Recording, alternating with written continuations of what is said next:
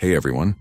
Before we dive into today's story, don't forget to hit that like button, subscribe, and drop a comment letting me know where you're watching from and what time it is there. It really helps YouTube recommend more stories like this one to you. Alright, let's jump right in.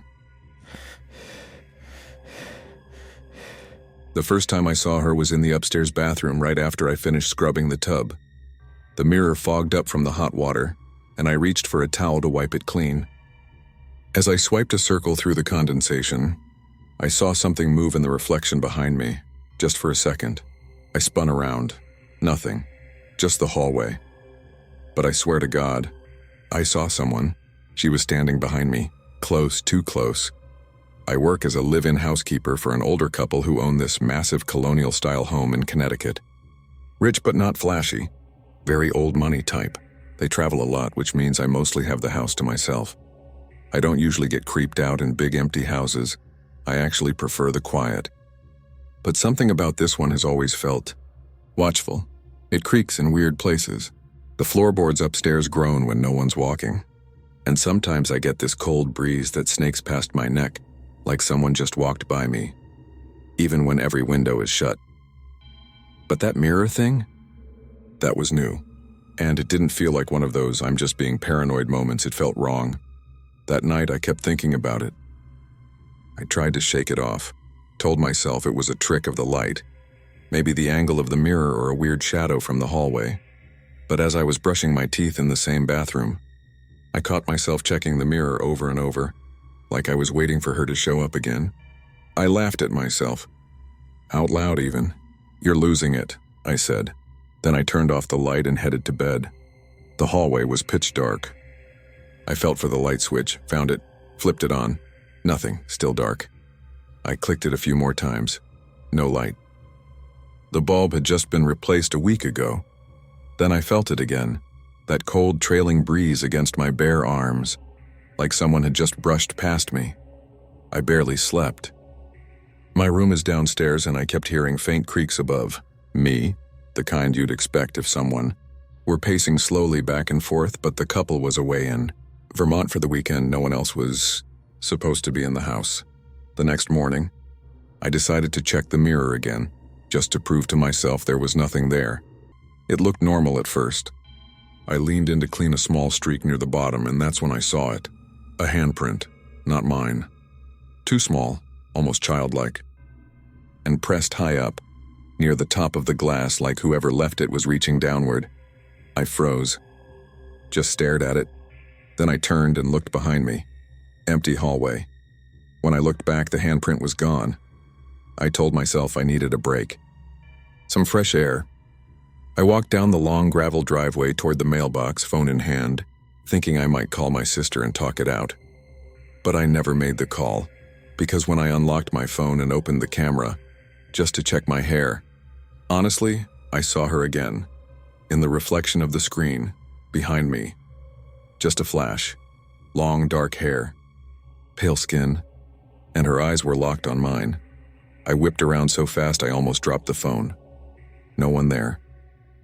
But I heard something this time, a soft exhale, right at the base of my neck. I didn't go back inside right away. I sat on the porch steps for almost an hour, just trying to slow my breathing.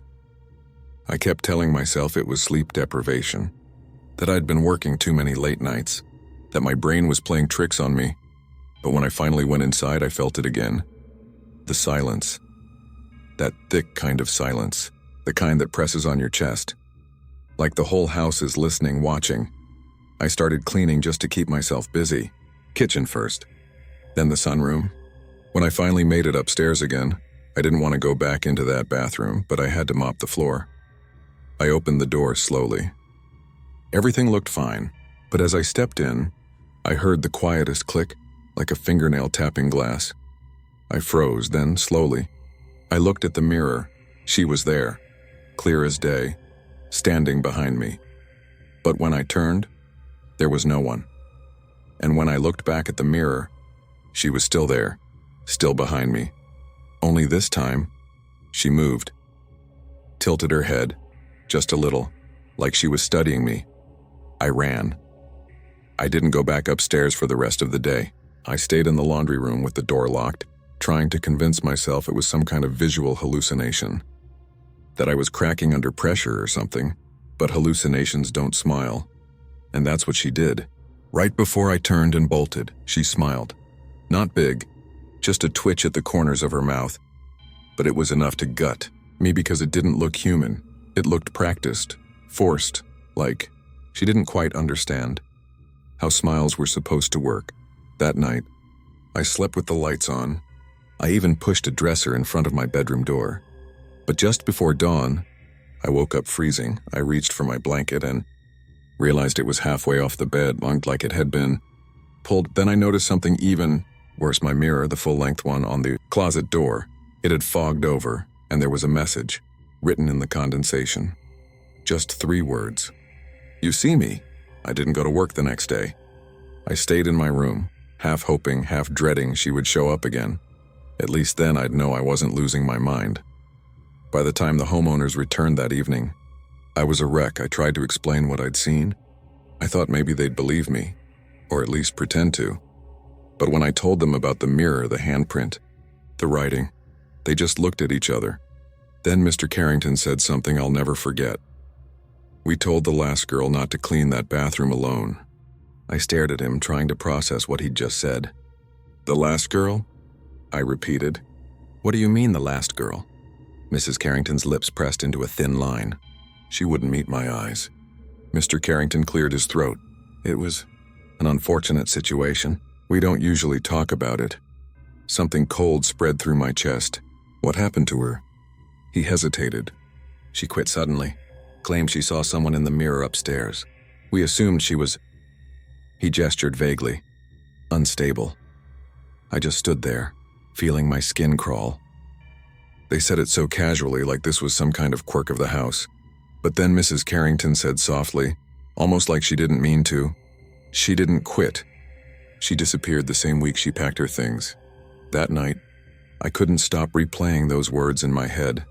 Disappeared. I told myself I'd sleep in the living room, away from mirrors, but even down there I could feel it. That same thick silence, that crawling sense that I wasn't alone. Every sound was amplified, the click of the refrigerator, the hum of the heater. And under all that, faintly, something else. Breathing, not mine. Slow, shallow breaths. Coming from behind me, I turned. But the only reflective surface in the room was the glass of the patio door. And there she was, standing outside, pressed up against the glass. Her face inches from mine. Eyes hollow, skin grayish pale. She didn't move, didn't blink, just stared. I stumbled backward and the lamp toppled, crashing to the floor. The noise broke the moment, and when I looked back, she was gone. I wanted to leave right then, but it was nearly midnight, freezing, and the nearest town was 15 minutes down an unlit road. I told myself I'd wait until morning, grab my stuff and get out. But when morning came, my car keys were gone, not misplaced, gone. I tore apart my bag, the counter, even the trash, and nothing. Then I noticed the upstairs bathroom door was open, just slightly, and something metallic glinted from the floor inside, my keys every. Part of me said don't go in there, but I did. Because of course I did. Because fear does weird things to you. It convinces you that if you just look, you'll get control back. The second I crossed the threshold, the air felt wrong, colder, heavier. The mirror looked normal again, clear, clean. Like it had been wiped down. I took one step closer. My reflection stared back, pale, exhausted. Then the light flickered, once, twice. And on the third flicker, she appeared. Not behind me this time. In front of me. In the mirror, our faces almost touching, separated by an inch of glass. But the reflection wasn't mine anymore. Her head tilted slightly, that same uncanny movement. And then she raised her hand. I didn't. She did it first. And when her palm touched the inside of the mirror, it left a faint smear like condensation forming from within. Then I felt it. A fingertip, ice cold, brushing the back of my neck.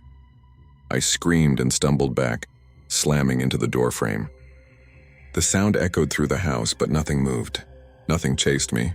When I looked again, the mirror was blank. My reflection normal, but my neck burned. A perfect oval mark. like a fingertip bruise. That's when I finally ran. I called my sister from a diner 2 towns over, hands shaking so bad I could barely hold the phone. She told me to call the cops, so I did. A deputy met me back at the house later that afternoon. I refused to go inside, so he went in alone to check things out. He was in there maybe 10 minutes. When he came back out, he looked unsettled. "Ma'am," he said quietly, "that bathroom you mentioned, the one upstairs?" I nodded. There's a section of wall behind the mirror that looks newer than the rest, like it was sealed over. My stomach dropped. Sealed? Yeah, fresh plaster. Tools still in the cabinet. Whoever did it didn't want anyone opening it back up.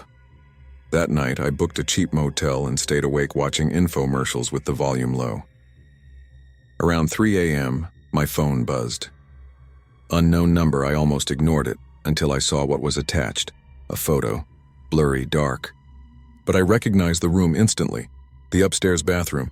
And in the photo, standing in front of the mirror, was me, sound asleep. The next morning, I drove straight back to the house. Not out of bravery, but because I needed answers. Needed to know the Carringtons were gone. Their car, their suitcases, everything. The front door was unlocked. Inside, the air smelled like damp plaster and metal. When I went upstairs, the bathroom light was on and the mirror was shattered. Behind it, the wall was open and a square cutout, maybe 4 feet wide. I leaned in with my phone flashlight and there it was. A space. Small, hidden between the walls. Inside were old cleaning supplies, a cot and a cracked handheld mirror, and next to it, a single, decayed handprint on the drywall. I called the police again, but by the time they arrived, the space had been resealed, perfectly smooth, like it was never there. They told me I must have imagined it. Stress, exhaustion, whatever, but I know what I saw. And here's the part that still keeps me up. A week later, I moved into a new apartment, small, simple, no mirrors except one in the bathroom. I hung it myself, brand new. But every now and then when I wipe off the steam after a shower, I see it. A faint handprint. High up. Too small to be mine. And sometimes when I look close enough, there's another reflection standing just behind me. Still watching. Still waiting.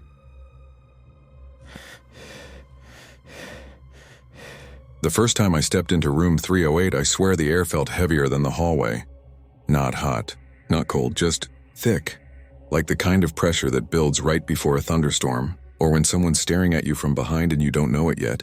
I didn't think much of it at first. I was new, barely 3 weeks into my job as a housekeeper at the Hawthorne Inn. It's one of those old brick hotels with charm they never update. Like cracked tile and crooked doors are part of the experience. They gave me the usual maid cart, a map of floors and a checklist, and that day, room 308 was mine. I walked in, smiled at the standard welcome guest sign on the bed, but something felt off. The room looked clean, too clean. No towels on the floor, no half-used soap, no trash. Bed untouched, and yet there was this faint smell. Not gross and just strange. Like old lavender mixed with rust. I left the door open behind me, like I always did when cleaning alone. But halfway through making the bed, it clicked shut. By itself. Hard.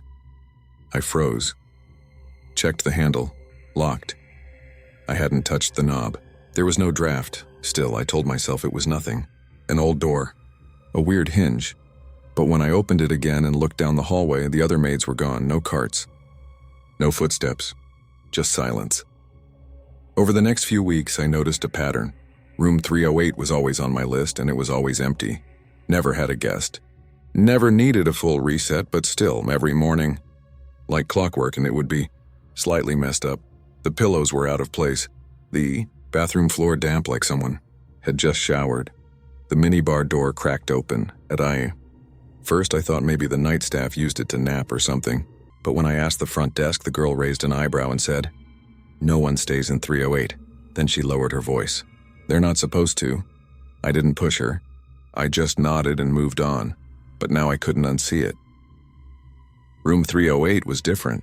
It was the only room with a slightly different carpet pattern, the only one with no Bible in the drawer, and the only one where the air never moved, no matter how wide I opened the window. I started cleaning it fast. Quick wipe, no deep scrub.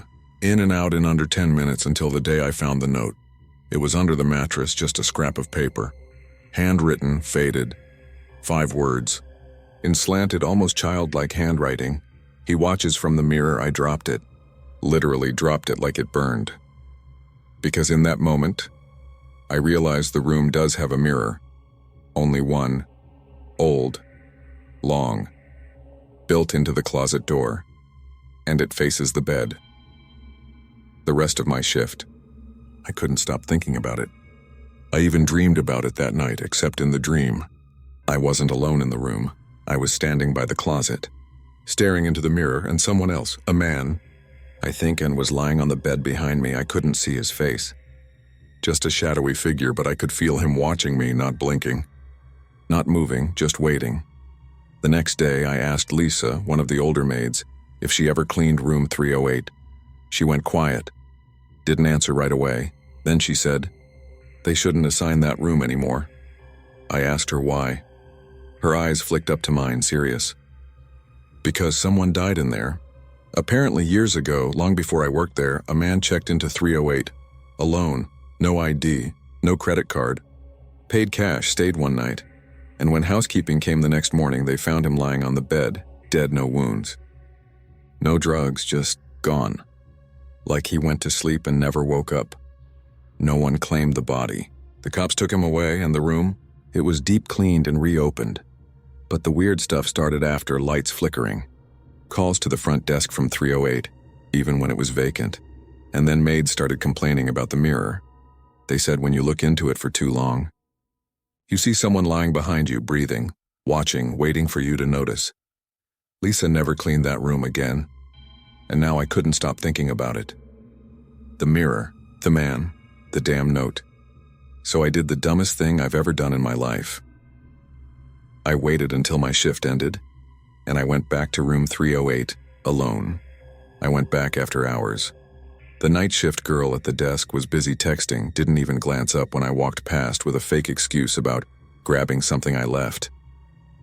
Room 308 was on the 3rd floor, far end of the hallway. The stretch, where the wallpaper peels slightly, and the light above the vending machine flickers nonstop. As I walked, my footsteps felt muffled, like the carpet was swallowing sound. I reached the door. My hands were shaking so bad I had to try twice before the keycard read. Click. The lock slid open. I stepped inside. Immediately, the air felt different. Like walking into a room that hadn't been opened in years. Stale. Still. Too quiet. I turned on the lights.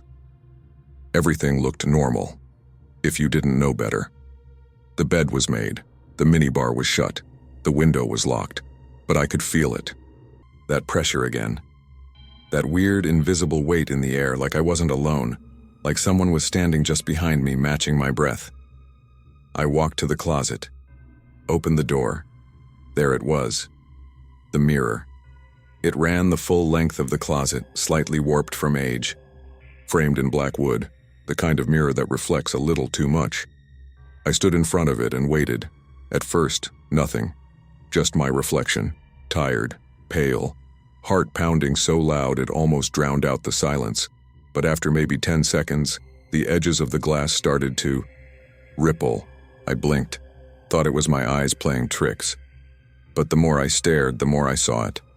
A shape, slowly forming in the reflection behind me. It wasn't a trick of the light. It was him, lying in the bed. Back turned to me, still, breathing. I whipped around.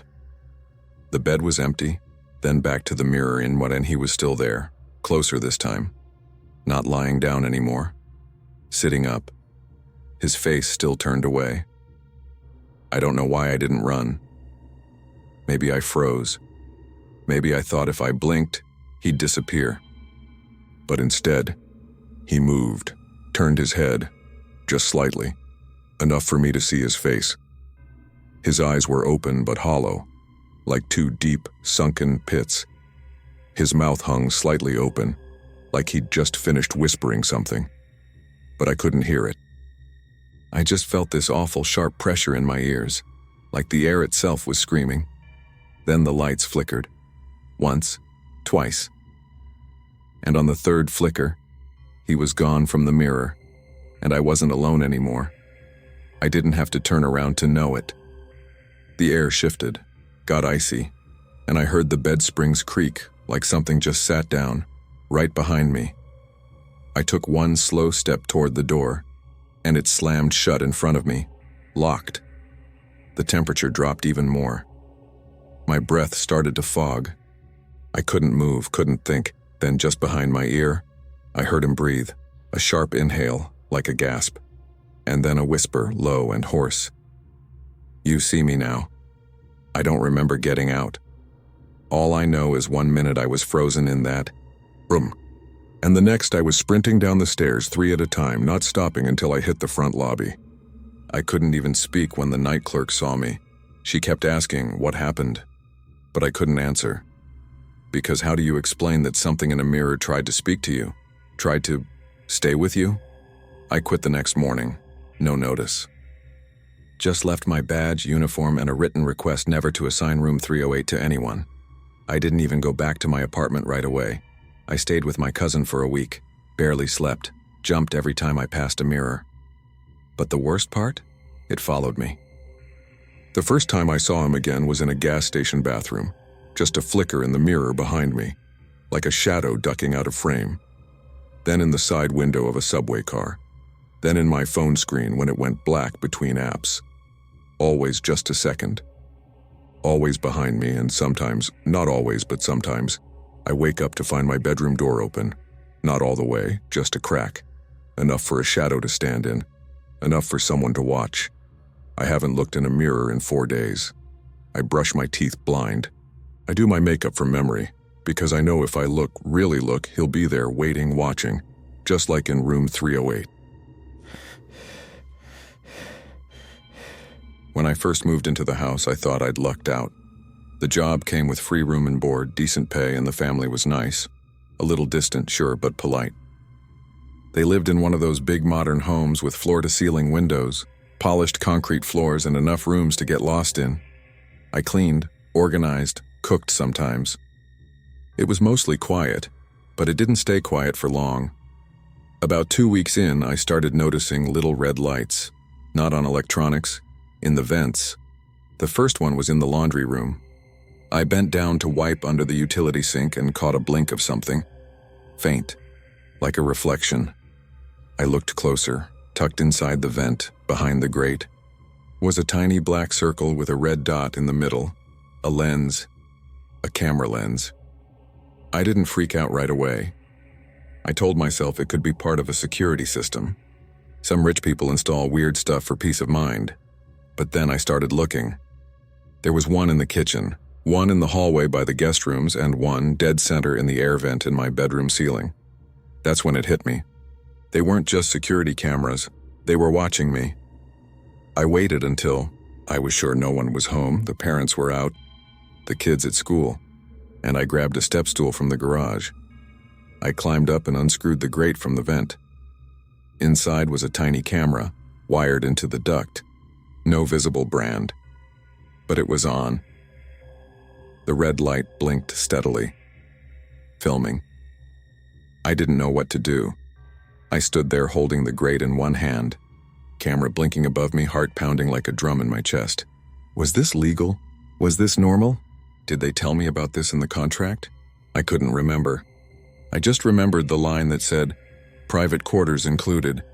Guest and staff privacy will be respected." Right, respected. What a joke. That night, I kept the lights off in my room and sat on the floor by the door, too scared to sleep in the bed. Every time I looked up at the vent, I imagined someone watching me on the other end, someone staring at me in the dark, not blinking, not breathing, just watching. The next morning I asked the mother, Claire, about it, tried to stay casual. "Hey, I noticed a small camera in the laundry room vent. Is that part of the home security system?" She didn't even flinch, just smiled. "Oh yes, my husband installed those, just for peace of mind, you know." I nodded slowly. "Do they record everything?" She sipped her coffee. "No, not everything. Just when movement is detected," then she added, almost like a warning, They're mostly for the kids, that was a lie. There were no cameras in the kids' rooms. I checked. The only bedrooms with cameras were mine. And the guest room, which no one had used except 2 nights ago, when I slept there, because I thought I heard whispering in the walls. It was around 2:30 a.m. I had just dozed off when I heard it. This soft, rhythmic sound, like breathing, coming from the vent. I turned on the lamp. Listened closer. It wasn't the HVAC, it was too steady, too human. Just soft inhales and exhales, like someone was lying right above the vent listening to me, breathing with me. I moved back to my room the next morning, but the feeling didn't go away. If anything, it got worse. I started noticing things slightly out of place. My pajamas folded differently. My phone charger coiled too neatly. And once, just once, I found my toothbrush still wet even though I hadn't used it yet. That night, I blocked the vent with a towel. The red light was still blinking underneath. Blink, blink, blink. The next day, I got bold. I waited until Claire and the kids were gone, and I went into the master bedroom. I wanted to see if their vents had cameras too. They didn't. Their rooms were clean, empty, no blinking red lights, but in the father's office, in a room I'd only cleaned once, there was a huge desktop monitor. It was on dot, split into 6, feeds every camera I'd seen, and more. 1 in the hallway, 1 in the laundry, room 2 in the guest room, 1 in my shower, and 1 pointed directly at my bed. Then I saw the last feed. Wasn't from a vent, it was inside the wall, and in that feed, I saw myself on screen, sitting there, watching the monitor, looking terrified. The feed wasn't live. It was recorded from yesterday, and the timestamp showed the same time I'd heard the breathing. But in the video, I wasn't alone behind me, just barely visible through the bathroom doorway. A man stood in the shadows, watching me from inside the wall. I should have left right then, should have backed out of the office, pretended I never saw any of it, but I couldn't. I stood there staring at that paused video feed, my own face frozen in fear on the screen, and just over my shoulder and in the shadows of the bathroom doorway, he was there. Tall, thin, barely lit, a man watching me. Standing where no one should have been, inside the wall. I hit play. The footage jumped, grainy, low res. But it was me, lying in bed, restless, sitting up, looking toward the vent. At exactly 3:11 a.m., I got up and walked toward the bathroom. The camera inside the wall switched automatically, following my movement. And behind me, the man stepped out from inside the wall. I slammed the monitor off and backed out of the room, heart hammering so hard I thought I might pass out. I ran to my bedroom, grabbed my duffel bag, stuffed it with everything I could grab: clothes, charger, wallet. I didn't care about the rest. I was done. But when I opened the door to leave, Claire was standing in the hallway. She smiled. Way too calm. Everything okay? I tried to play it cool. Yeah, just family emergency. She tilted her head. You look pale. My throat was dry. Did you know there's a room behind the walls? Her smile twitched. Not all the way gone, just cracked at the edges. Then she said, quiet and casual, you weren't supposed to find that. My blood ran cold. She didn't deny it, didn't act confused, just accepted it, like she knew it would happen eventually. I stepped back. You put cameras in my shower. She didn't flinch. They're for protection. From what? I snapped. She didn't answer. Just glanced toward the end of the hallway, toward the vent on the ceiling. And then, very softly, she said, it's not just us watching. I didn't wait for an explanation. I bolted out the front door across the lawn into my car. I didn't even check the rearview mirror until I was halfway down the street. I drove for hours. No music, no stopping. Just the sound of my own breath and the road. I stayed with my cousin for a while. Told her I'd left a bad job, that the family was weird. I didn't say anything about the cameras. Or the man in the wall. Or what Claire said before I left, because honestly, I didn't even know how to explain it. But here's the thing. I don't think it's over. Last week I moved into a new apartment. Simple. Cheap. 1 vent in the bathroom. 1 above the bed. I taped over them both, and for a while, I felt safe again until 3 nights ago, I was brushing my teeth when I noticed something in the mirror.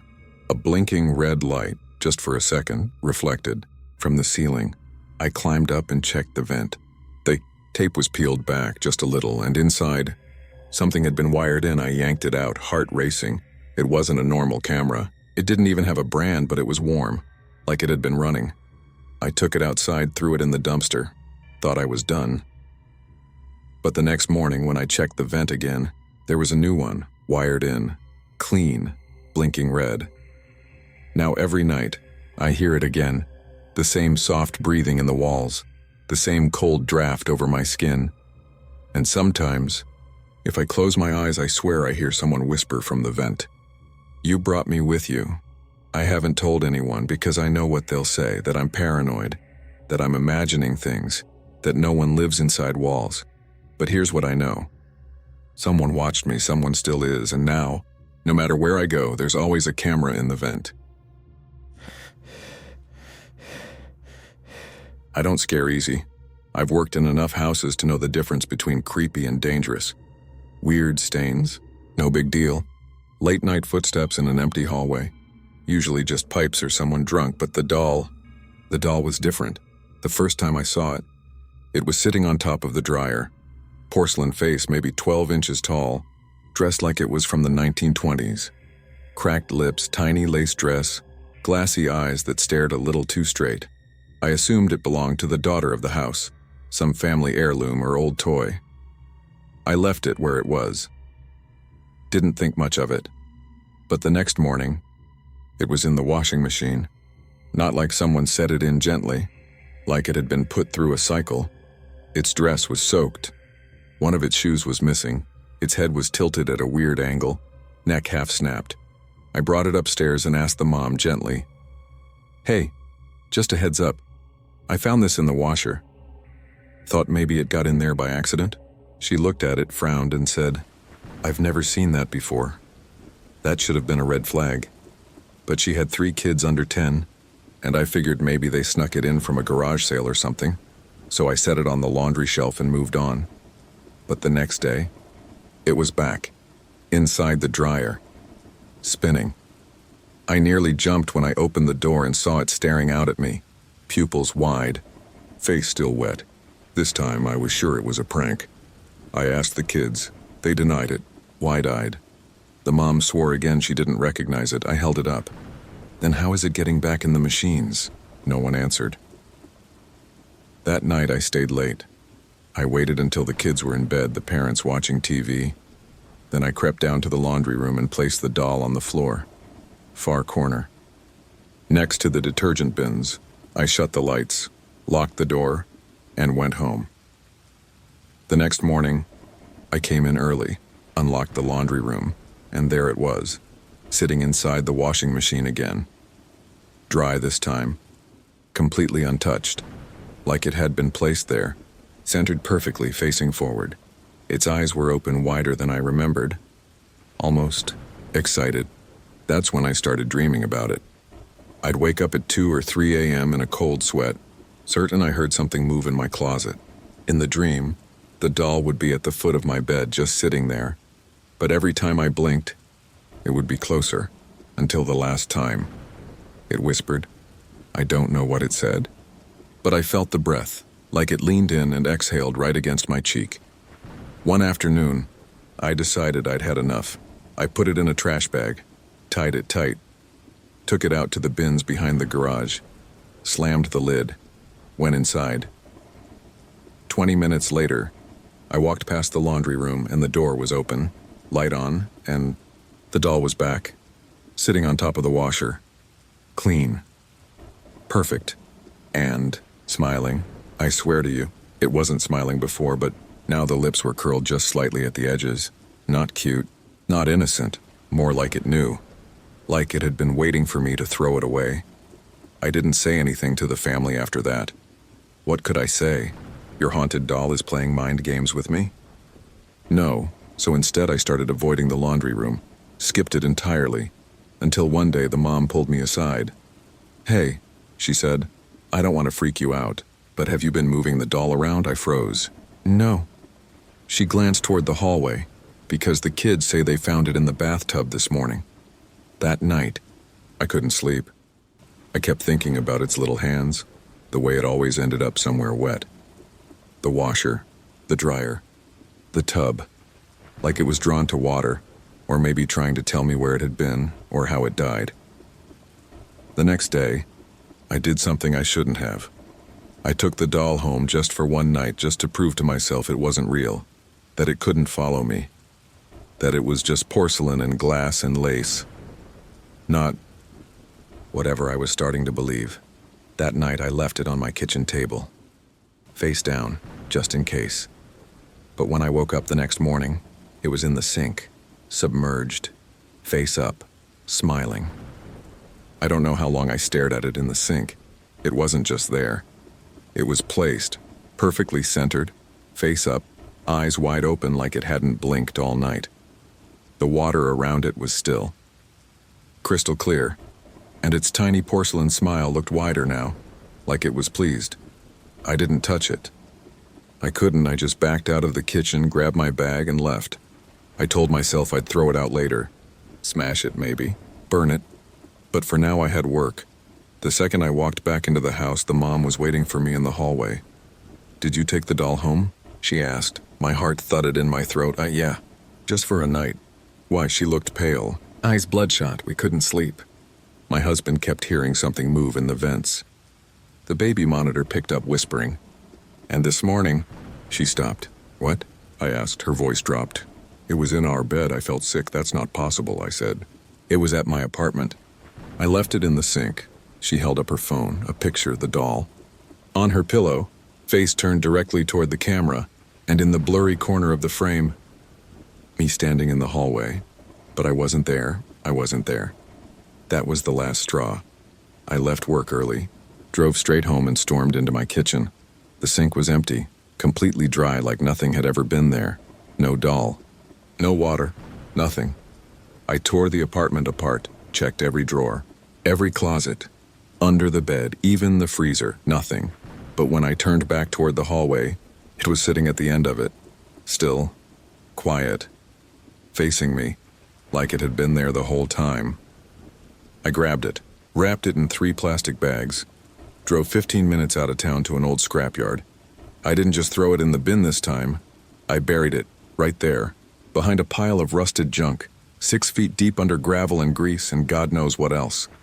I stood there for a full minute after, just making sure it didn't move. Then I left. That night was the first I'd slept straight through in weeks. No sounds, no movement, no dreams. Nothing. It was like the air around me finally exhaled. The next morning I woke up feeling like a person again, brushed my teeth, made coffee, walked to the living room, and nearly screamed because there it was, sitting on the couch, dry, clean, smiling, and next to it, a single, wet footprint, small, bare, like a child's. I broke after that. Called out of work. Didn't even lie, just told them I was dealing with something. The mom said nothing, but before she hung up, she whispered, "It won't stay with us anymore." That night I locked every door, blocked every vent, and shoved the doll into a backpack. I drove to the river, not a creek, not a pond, a real current, tied it to a heavy wrench and threw it in. Watched it vanish into the black water. No ceremony, no final glance, just gone for 3 nights. After that, nothing happened, no dreams, no noises, no smiling porcelain face. I let myself believe I'd won, that I'd broken whatever sick game it was playing. Until last night I came home, late, tired, showered, crawled into bed, and as I pulled the covers up, something shifted, something small, cold hard, pressed against my foot. I kicked the blanket off and there it was, nestled under the sheets, dry, warm, like it had been waiting for me. I didn't scream. I just stared at it, too tired to be scared, and in that moment, I understood. It wasn't haunting the house. It wasn't tied to the laundry room or the washing machine or the family. It was me. It had chosen me. And now, no matter where I go, it finds a way back, sometimes in a drawer, sometimes in the back seat, once with my damn purse, always. Dry, always clean, always smiling. I haven't slept in 2 days. I don't keep water in the apartment anymore. No sinks, no tubs, no cups. I shower at the gym, drink from bottles only, because I think it's trying to get back to the water, to wherever it came from, or maybe to show me something where it drowned, who put it there, why it's still here. I don't know how this ends, but I do know this. Tomorrow, I move again, new city, new job, no laundry rooms, no dolls, just me, and a suitcase I checked twice, because last time, it rode with me, in the front pocket, wrapped in a towel, still smiling. The first time I heard it unlock itself, I thought I imagined it. I was vacuuming the upstairs hallway, earbuds in, white noise blasting. Then I felt it. That shift in air pressure, you know the one. When a door opens behind you, I turned around. The basement door was cracked open just an inch. Not wide, not dramatic, but it had definitely been locked 10 minutes ago. Before I started the job, the woman who hired me, Mrs. Fairchild, gave me one rule. Don't go in the basement, ever. I remember how serious her voice got. Don't open the door. Don't clean near it. Just leave it alone. She said it like it was dangerous. Like there was something down there that might notice if I got too close, so I stayed away. For weeks, never touched the knob. Never swept near the door, but it kept opening. Little by little. Every few days I'd find it ajar, sometimes just a crack. Sometimes wide enough to see the top steps. Once, and I swear to you, it was fully open, and it was cold in there, much colder than the rest of the house. I told myself it was a bad latch, an old house quirk, but then I started finding things. Dirty footprints on the kitchen tile, smudges on the fridge, handle a spoon in the sink when I hadn't. Been in the kitchen all day. Mrs. Fairchild didn't cook. She barely left her bedroom, so who was using the kitchen? One morning I got bold. I taped the basement door shut, literally, with duct tape across the edge. It was petty, I know. But I needed to prove it to myself. That it wasn't ghosts or drafts, that someone or something was opening it on purpose. The next morning, I came in early. The tape was slit clean down the middle. A perfect cut, like someone had taken a box cutter and sliced straight through. The door was open, only a few inches this time. But inside, I saw something at the bottom of the steps, or a shoe, just one, a woman's. Flat, old, dirty, covered in dust. I closed the door, locked it, wedged a chair under the handle, and kept working like nothing happened. But things got worse. The lights started flickering, but only near the basement. Cold drafts would come out from under the door. And late in the day, when the house got quiet, I started hearing it. The sound of someone walking slowly up the stairs, not all the way, just to the top step, then stopping, like they were waiting for me to open the door. I asked Mrs. Fairchild about it once. Is there anything I should know about the basement? She didn't answer right away, just said, I don't go down there anymore. Her voice was flat, hollow. And then she added, almost in a whisper, she used to, though I didn't ask who, because deep down, I think I already knew. That night I went home and couldn't stop thinking about the shoe, the sounds, the cold air. So I did what everyone tells you not to do in situations like this. I came back after hours. I wanted answers, or closure, or maybe just proof that I wasn't imagining all of it. I unlocked the side door with the spare key. The house was pitch dark, silent. I walked straight to the basement. The door was already open all the way. The cold hit me instantly, like stepping into a walk-in freezer. And the smell, damp wood, old laundry, something sour underneath. I stood at the top of the steps, flashlight shaking in my hand, and then I heard it breathing, not fast, not panicked, slow, rhythmic, coming from below. I should have left, but instead, I took one step down, then another, then one more, until I could see the floor at the bottom, dust.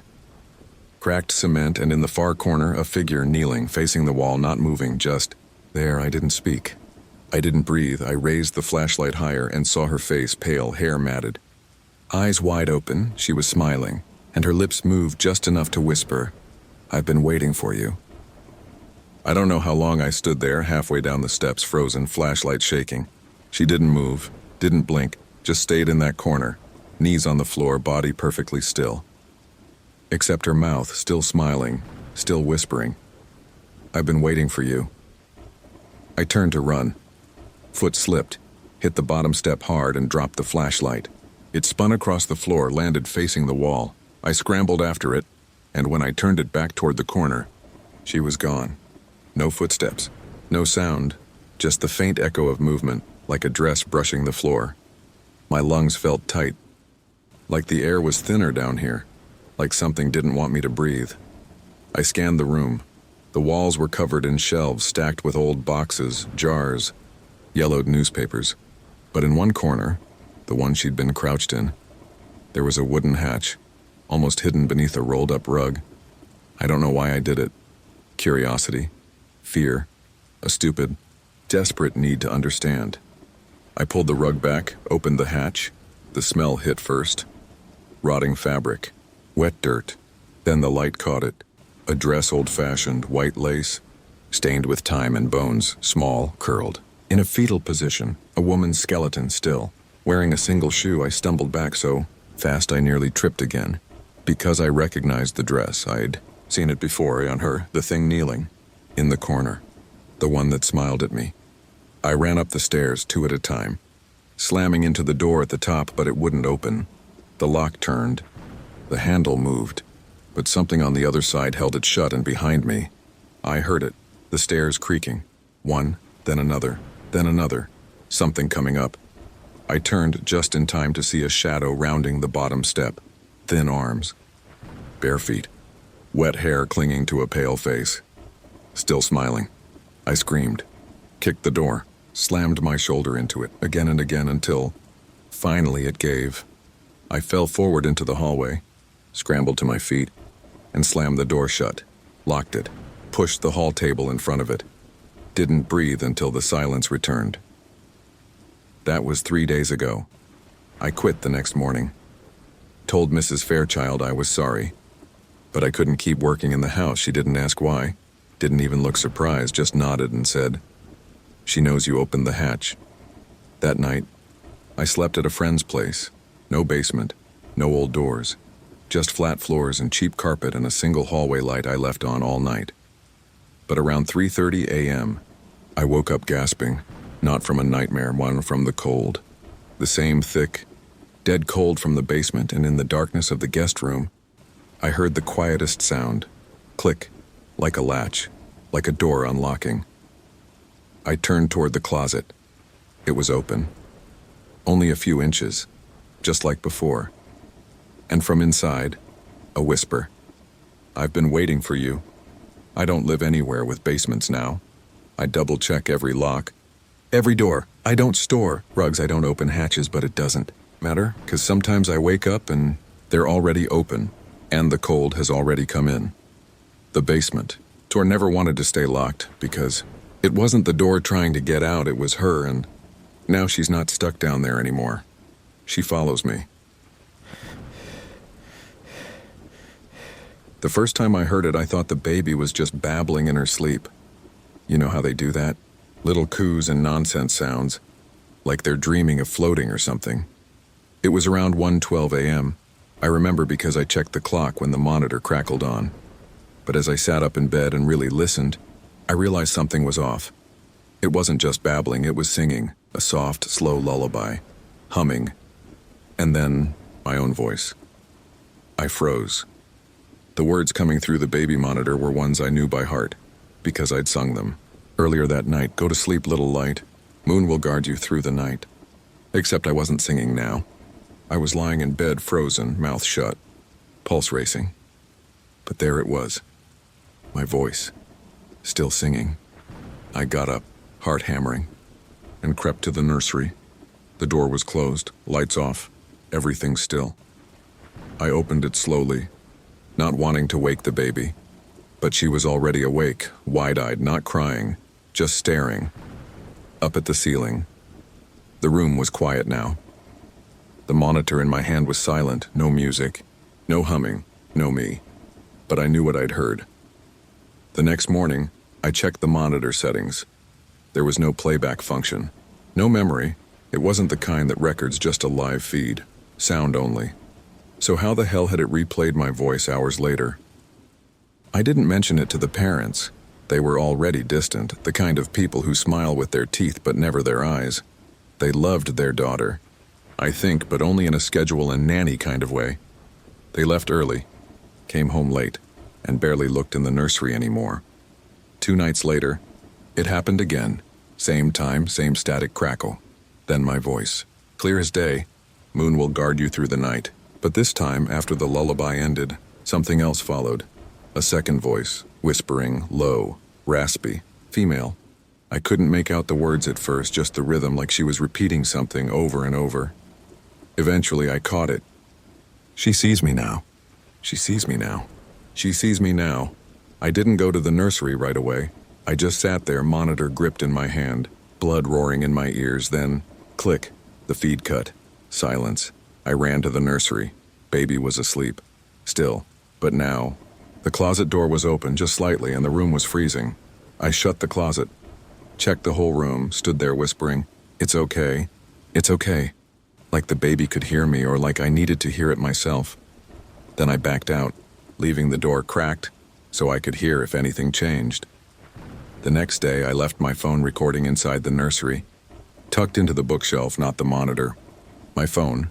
I hit record, turned off the lights, closed the door behind me, waited until night, then listened. Mostly silence, then soft breathing. The baby stirred, cooed, made little sleepy sounds. Then humming, not my voice this time, too low, too slow. And then words, sung in a barely there tone. Moon will guard you through the night. Except she got the last word wrong. She sang, "Moon will guard you," through the mirror. I stopped the playback. Didn't sleep. Didn't go near the nursery again that night. I slept on the hallway floor, just outside the door, light on, shoes still on, because something was in that room, and I don't think it was ever interested in the baby.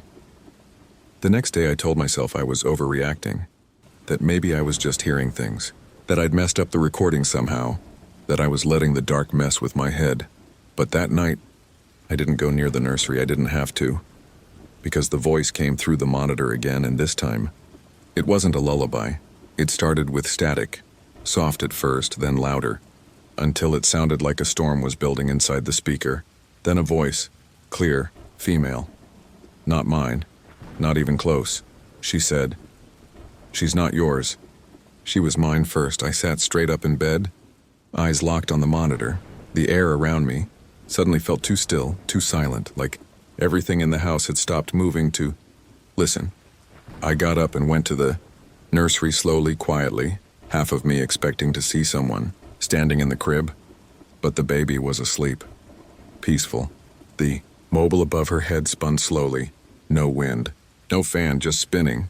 I checked the closet, again, still shut, but now there were scratches on the inside, faint, vertical, like tiny fingernails had dragged down the door or tried to climb up from inside. That's when I started asking questions. I went into town on my lunch break, stopped at the coffee shop near the library, waited until the barista looked half bored and said, "You know that big gray house on Willow?" He nodded. "Yeah, the one with the shut-in parents and the new nanny." "That's me." His eyes widened slightly. "Oh, what do you know about it?" I asked. He looked around, leaned in. "You ever heard about the first baby?" The room tilted. "What first baby?" I asked. He shrugged like it was obvious. "Before the one they have now. Born premature, I think. Didn't make it past a few weeks. Real sad. They don't talk about it, but people say the nursery was already set up. Like they were trying to pretend it never happened." I left my coffee on the counter and walked straight out. Back to the house, back to that room. It made sense now. The voice. The singing. The claiming. "She's not yours. She was mine first." Whoever, or whatever, was speaking through the monitor. It thought the baby was a replacement, or a thief. That night, I unplugged the monitor, put it in a drawer, turned my own phone into a makeshift baby monitor with a camera app. But at 3:17 a.m., I woke up anyway. No sound. No screen glow, just a presence.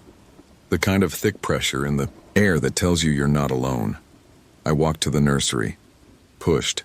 The door opened an inch and froze. The baby was crying, but quietly, not upset, almost like she was trying not to be heard, and standing beside the crib was a woman. She wasn't solid, more like the suggestion of a figure, fogged.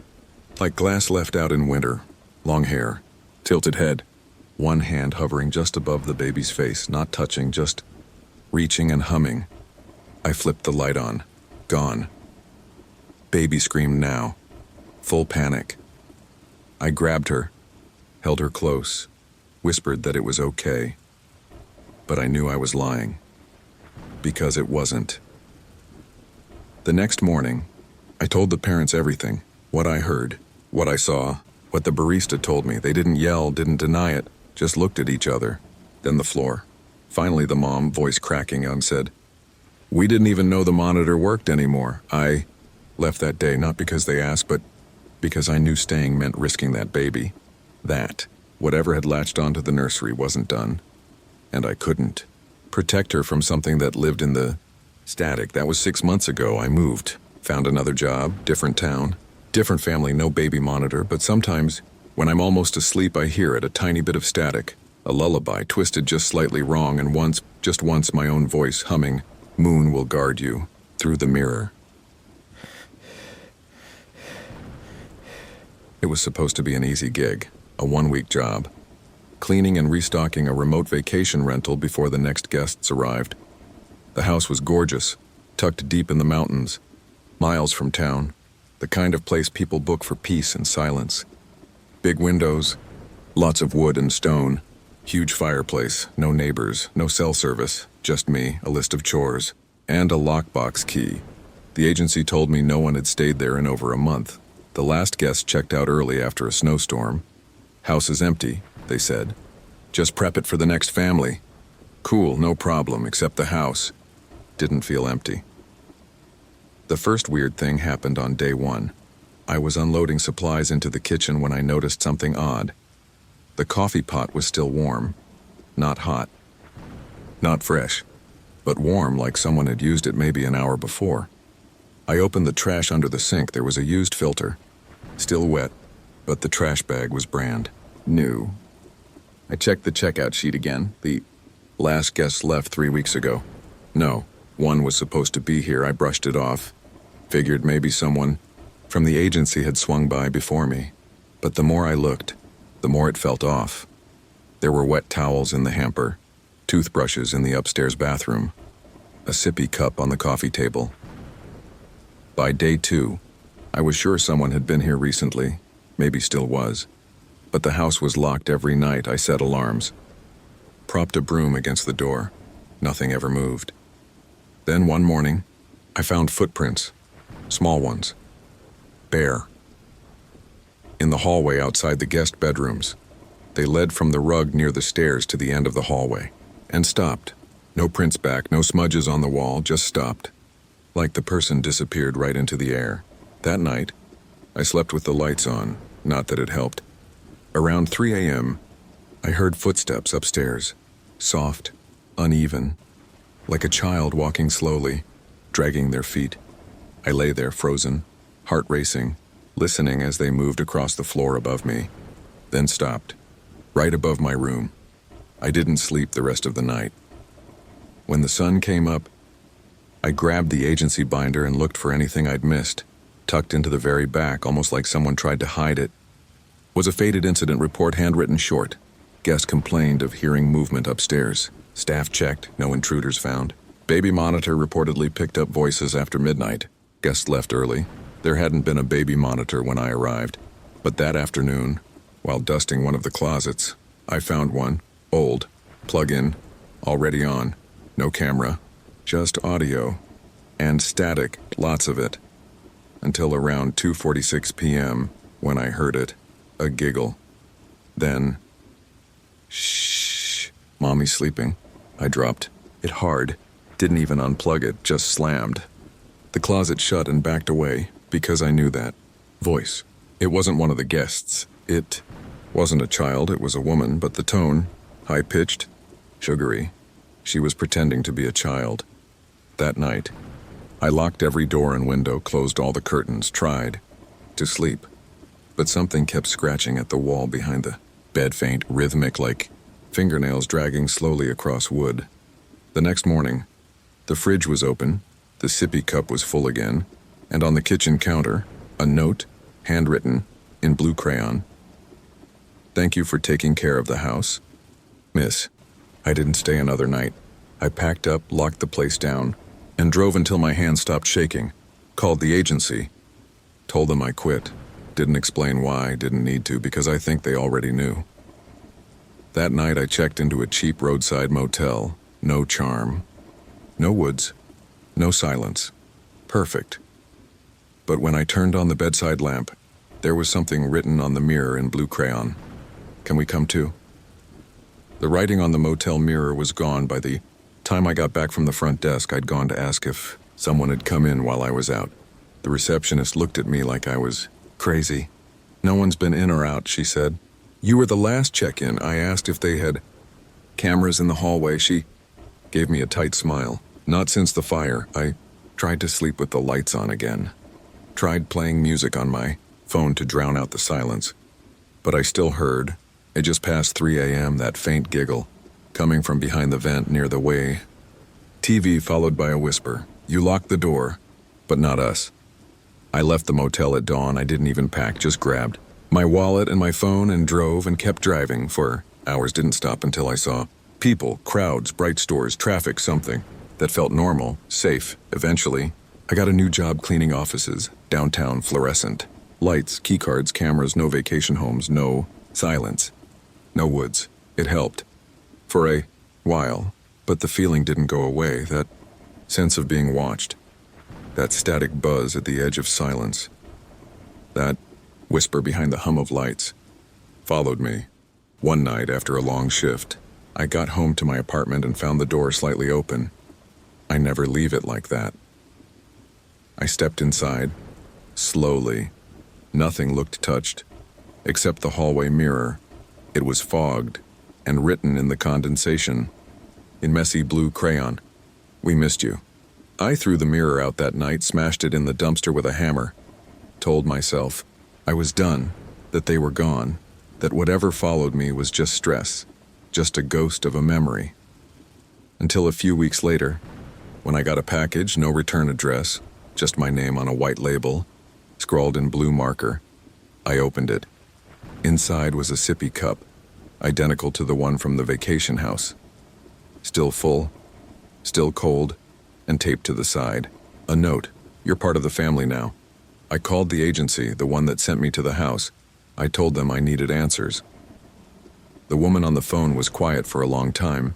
Then she said, "You stayed overnight, didn't you?" I didn't respond. She continued, "We warn people not to. The house doesn't like being empty. It latches.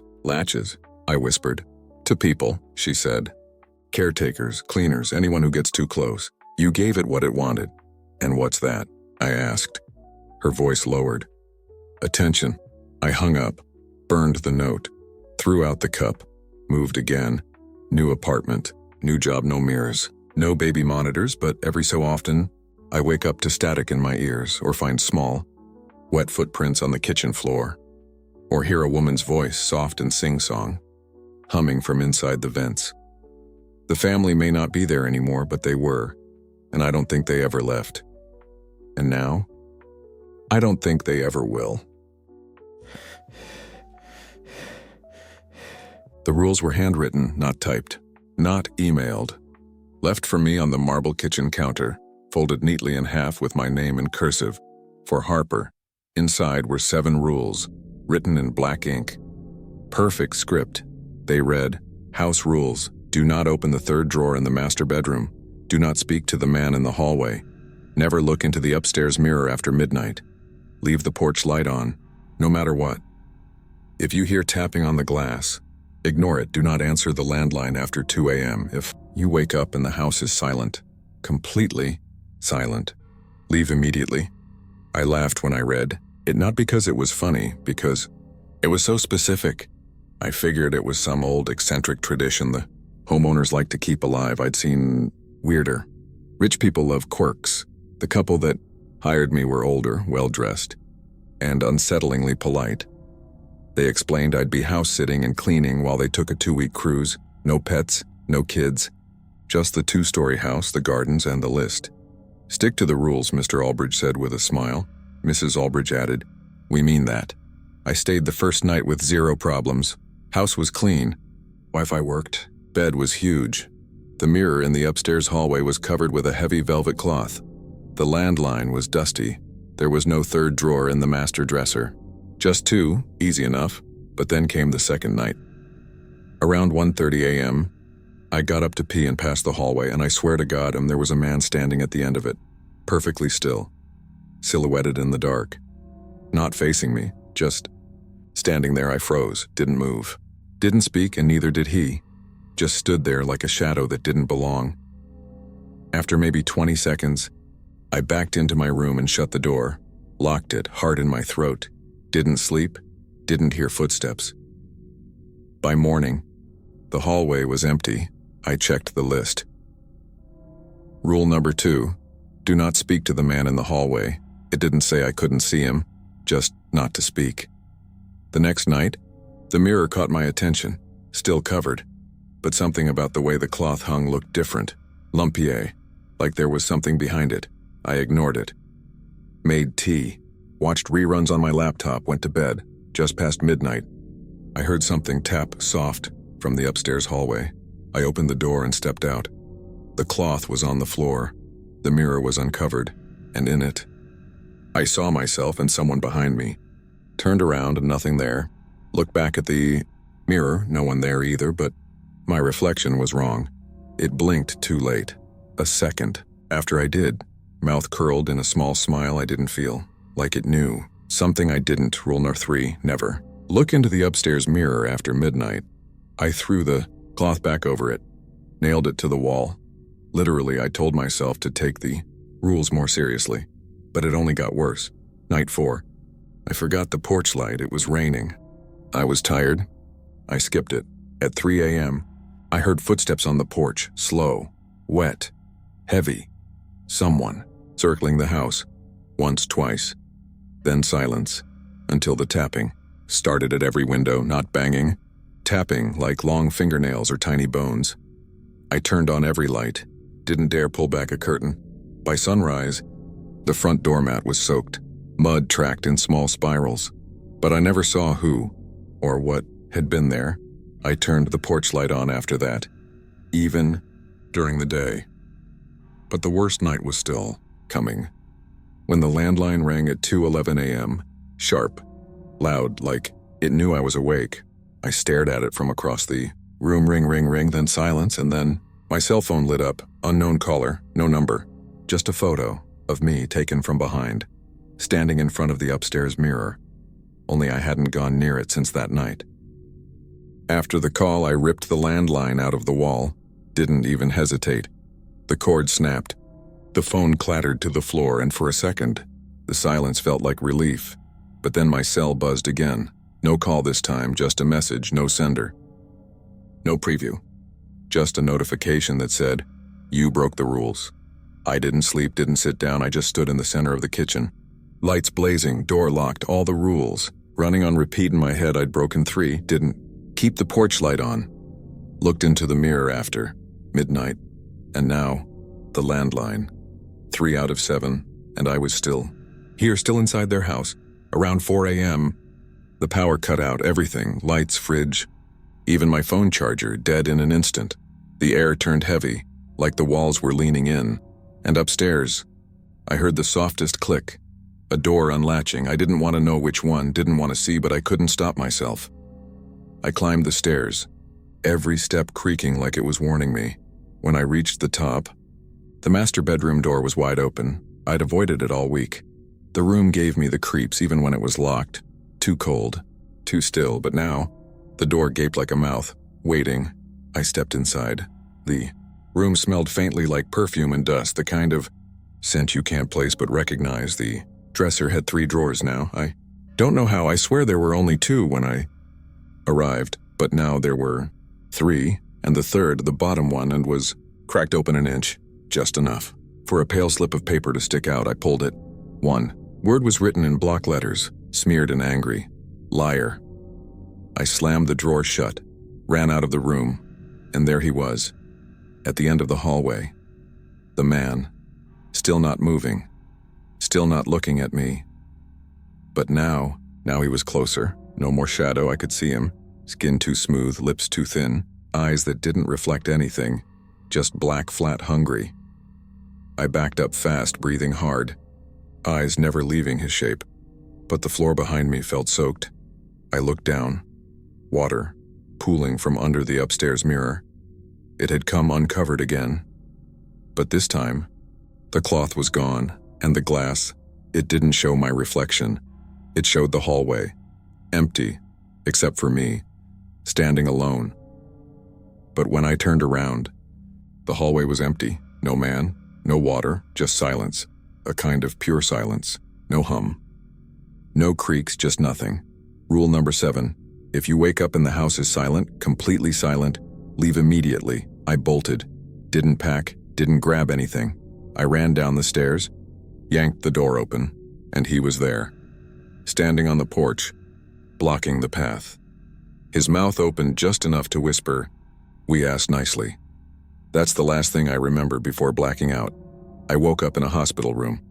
The police said someone found me lying in the front yard, unconscious, babbling about mirrors and rules and phone calls. No signs of forced entry, no signs of anyone else in the house. The Albridges never returned from their cruise. Their ship was reported missing 2 days before I checked out. Disappeared without a trace. The agency dropped the house from their listings. I heard it's for sale now, but no one's bought it. Everyone says it feels wrong, heavy, like it's waiting for something. I still have the paper with the house rules. I've read it so many times. It's soft around the edges. I keep it near my bed, just in case, because sometimes late at night, I hear tapping on my window, just soft enough to wonder, just long enough to remember. And when I check my phone, I get a message. No sender, no text, just the name of a contact I never added. The house. It was tucked under the mattress in the guest room, thin, leather-bound, faded, blue cover with worn edges. I wouldn't have found it if I hadn't been flipping the mattress to check for crumbs. There was no name on the front, just a sticker inside the first page, in shaky handwriting. It said, "Property of Anna. If found, please read." I didn't read it right away. I figured it was a diary a kid left behind. But when I mentioned it to the homeowner, she froze. "Anna?" she asked. "Are you sure that was the name?" I nodded. "Yeah, do you know her?" She shook her head slowly. "Not personally. Then, she worked here before you." That was weird because when I was hired, the agency told me the family hadn't had a maid in over a year. That night, after I finished the dishes and went to my room, I opened the journal. The handwriting was messy. Some entries smudged. The first few pages were normal. Notes about tasks, meal prep, cleaning routines, funny things the dog did. But about a third of the way in, it changed, the tone, the language. She started writing like she was scared. "There's something wrong with the guest room closet. Every night around 2:30 it creaks open, just a little. I tried wedging a chair against it, but it still moves. I told Mrs. Caldwell. She said I was imagining it, but I'm not. It's happening." I stopped reading, looked across the room, to the closet. The door was closed, silent. Turned the page. The boy told me not to go in the basement. There is no boy living here. I asked Mr. Caldwell if they had a son. He laughed and said, "Not anymore." I don't know what that means. I closed the book, locked my bedroom door for the first time since I moved in, and didn't sleep. The next morning, I casually asked the homeowner, Mrs. Caldwell, about Anna. She stared at her teacup for a full 10 seconds before answering. "She left suddenly," she said. "Didn't leave a note. Didn't take her things. Did anyone look for her?" I asked. She smiled, a tight, brittle smile. Anna made her own choices. Back in the guest room, I opened the journal again, flipped to the final few pages. They were darker, erratic, sentences half crossed out, smudges like water damage or tears. I heard scratching in the walls. I thought it was rats, but the pest guy found nothing. Then last night, the whispering started again. It said my name, over and over. They know I found the first journal. I stopped, backed up. The first journal? The last page was nearly blank, just one line, scrawled in red ink. If you're reading this, they know about you now too. Left the room, tried to go about my day. Vacuumed, cleaned bathrooms, but all I could think about was what she meant by the first journal. What had she found? And where did it go? That night, I sat outside the guest room at 2:25 a.m. just to prove to myself it was nothing. That Anna was just unstable, stressed wrong at 2:31. I heard it, a soft creak, the closet door, easing open on its own. I didn't move, didn't breathe, just stared. The crack widened, inch by inch, until I could see into the darkness. And in the faint moonlight from the window, I swear I saw something move, low to the ground, crawling. I slammed the door shut and didn't open it again until morning. When I finally told Mrs. Caldwell what I'd seen, she sighed, like it wasn't the first time she'd heard it, but all she said was, "You should probably leave Anna's things alone." But it's too late for that, because ever since I read the journal, the scratching has started, the whispering too, and last night when I walked past the mirror in the hallway, my reflection stayed just a half second longer than I did. I didn't tell anyone that I'd started hearing my name at night. At first I thought it was in my head, a half-dream between waking and sleep. But every time the whisper came, it came from the same direction. The guest room closet, I tried to tune it out, put on podcasts, white noise, anything. Didn't matter. Somewhere underneath the sound, a woman's voice threaded through, gentle and close. "Keep reading." By the third night, I couldn't stand it anymore. I grabbed the journal, a flashlight, and went back into the guest room. The closet door was shut tight now, like it had never moved at all. But the air behind it felt colder. I sat on the floor and read the last pages again. The red ink shimmered under the light like it was still wet. And between two pages I hadn't noticed before, a folded scrap slipped free. Tiny handwriting, pressed hard into the paper. The first one is under the floor. The floorboards were old oak. I tapped along until one sounded hollow. Loosened the nails with the edge of a screwdriver. A faint smell of mildew rose up. Beneath the plank was another book, smaller, darker, swollen from damp. No name. No sticker. I opened it anyway. The first line hit me like a jolt. Day 1. Mrs. Caldwell says I'll be replacing the girl who left without notice. Her name was Anna. My stomach dropped. This wasn't Anna's journal. It belonged to whoever came before her. Most entries were short. Observations, routines. Then halfway through, the handwriting changed. Different pen pressure.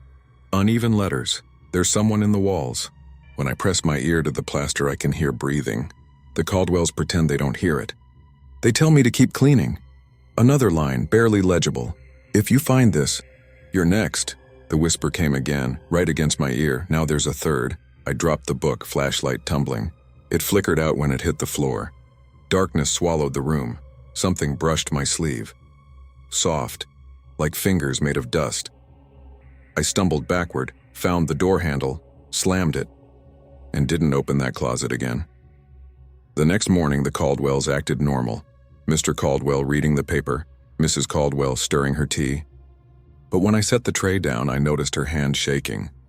Her nails were rimmed with something dark, ink, blue-black ink, the same color as Anna's handwriting. I asked her, "Did you know Anna wrote a journal?" She looked up, eyes rimmed red. "We all do," she said softly. Then, after a pause, "That's how the house remembers who's worked here." I quit that afternoon, told them I was sick, that I'd send someone to cover my shifts. They didn't argue. They just smiled. A polite, knowing smile that didn't reach their eyes. I packed in a rush that night, left both journals on the kitchen counter. Figured if I removed them from the room, maybe the house would stop paying attention to me. But when I got home, there was a book already sitting on my kitchen table. Blue cover, my handwriting on the first page, property of my name. If found, please read. I didn't write it. But the pages were full, with my daily notes, cleaning times, even the thoughts I'd had but never spoken. Every page up until today, the last line read, "She leaves tonight, but she'll come back." They always do. I closed it, hid it in a drawer. Haven't opened it since. Still, every once in a while, I'll wake to the faint sound of a pen scratching from somewhere in my apartment. No one there, just that slow, deliberate writing, and in the morning, there's always a fresh page waiting in the journal. Words I never wrote, dated with tomorrow's date. I wasn't supposed to touch the cameras. The family had a whole home security system under 5 outdoor cams, 2 inside, and I was told to leave them alone. Just clean around them, Mr. Halbrook said. We review the footage ourselves. Cool, no problem. But 3 weeks in, something started to feel off. It started small. I'd leave the laundry basket by the stairs, and the next morning it would be back in the hallway. Lights I'd turned off were back on. Once, a cupboard door that I always kept closed was open an inch, enough to show the empty shelf inside. Nothing big, but just enough to make me feel like someone was moving behind me. One night, I stayed late to finish reorganizing the pantry. The family was out for a dinner party, and I was alone. Around 11:15 p.m., I walked past the living room and glanced at the security monitor. They had one of those live feed displays mounted in the corner, and I stopped cold because I saw myself on the screen, standing in the kitchen, back turned, still. I was in the hallway, watching myself on camera in a different room. I blinked, stared harder. The feed glitched. My figure vanished. Just an empty kitchen again, I told myself. I imagined it. Stress. Bad lighting. But I couldn't shake the feeling that whatever I saw, it wasn't me, not exactly. The next morning, I asked the Halbrooks if I could review the previous night's footage just casually, and said I thought I'd misplaced my phone and wanted to check. They said, no, flat out, no one reviews the footage but us, Mr. Halbrook said. Then Mrs. Halbrook added, it's for our protection, not yours. That line sat in my head like a splinter, not yours. That night I stayed again. Same time, same hallway, watched the monitor. At 11:16 p.m., I saw the kitchen feed blink static, then me standing at the sink, not moving. Head tilted slightly, like I was listening, but I was in the hallway again, watching. I didn't move, just stared at the monitor as the figure lifted its head, turned slightly toward the camera, and smiled. It was my face, but the smile wasn't mine. It was too slow, too wide, wrong. I stepped back, felt like the air in the room got heavier, and then I heard a soft tap. Behind me. I turned. Nothing. But when I looked back at the screen, the figure in the kitchen was gone. I left without finishing the pantry, didn't even turn off the lights. I just walked out and didn't look behind me. The next morning, I got a text, blocked number, no name, just a screenshot from the security feed. Timestamped 11:17 p.m., image me standing in the guest room doorway. Eyes wide, mouth slightly open, but I hadn't been in the guest room. Asked the family again if I could see the saved footage. They refused, said the system auto-deleted every 24 hours, said it wasn't their problem, said maybe you're just tired. That night, I brought my own flash drive, plugged it into the monitor's USB slot while they were out, downloaded whatever I could from the previous nights, then went home, watched the files on my laptop with the lights. On most of it was normal, me walking, cleaning, taking out trash, but at 11:16 p.m. each night, something changed. The frame jumped, static blurred the screen, and then I was there, but not moving. Just watching, always in a different room, always staring toward the camera. And on the third night's footage, there were two of me. Two of me, in the same frame, one standing by the door, the other sitting on the couch, perfectly still, both wearing the same clothes, both with my face, but neither moving, neither breathing, just frozen in place like mannequins left behind. After closing time, I closed the laptop and sat there in the dark, trying to convince myself there was a glitch, a reflection, anything else. But I knew something. Had been watching through those cameras, learning. The next day at the Halbrooks was quiet, too quiet. Didn't see either of them. Their car was in the driveway, their shoes by the door. But the house felt empty, like it was only pretending to be lived in. I cleaned in silence. Avoided the monitors until I went to grab clean towels from the linen closet, and saw the guest room door was wide open, the one from the footage, the room no one ever used. I stepped inside. It smelled like dust and bleach. Bed made. Window open just a crack, and on the floor just in front of the mirror, a shoe mine, one I'd thrown away weeks ago. I left the room and checked the monitor. It was on. But all the feeds were frozen. Just one image repeated across every screen. Me standing in the hallway, eyes blacked out, smile too wide, then the hallway. Light above me flickered, and I heard footsteps coming from the kitchen, not walking, pacing like someone rehearsing where to be. I turned the monitor. Off went to the kitchen, no one. There. But the back door was cracked open, and on the ground, just inside the doorway, a flash drive. I didn't touch it. Not yet. I used a towel to pick it up. Took it home and plugged it into my laptop. One video, no title, just a timestamp. Tomorrow, 11:16 p.m., I hit play. The video showed the living room. Dim lighting, TV flickering in the background, and then me, walking in from the hallway, sitting on the couch facing the screen, smiling, not blinking. Then the door opened. Another me stepped in, walked up behind the one on the couch, and whispered something into their ear. I leaned closer to my laptop. The audio was barely there, static and low, but I could just make it out. "You don't belong in here anymore." The one on the couch nodded, stood up, walked toward the door, and vanished. The other me sat down, smiled, and blinked. But half a second too late, I slammed the laptop shut. Didn't sleep, didn't eat. I called the agency. Quit the job. I blocked the Hallbrooks number. Did everything I could to walk away. But when I woke up the next morning, my phone had a new wallpaper. I hadn't changed it. It was a still from the video. Me, sitting on the couch, staring directly into the camera, that not right smile on my face. I wiped the phone, threw out the flash drive, but the image keeps coming back. No matter what I do, no matter what I replace it with, by morning, it's always the same. That still shot, that version of me. Watching, waiting, and last night, when I passed a security mirror outside a gas station, I caught my reflection smiling, even though I wasn't.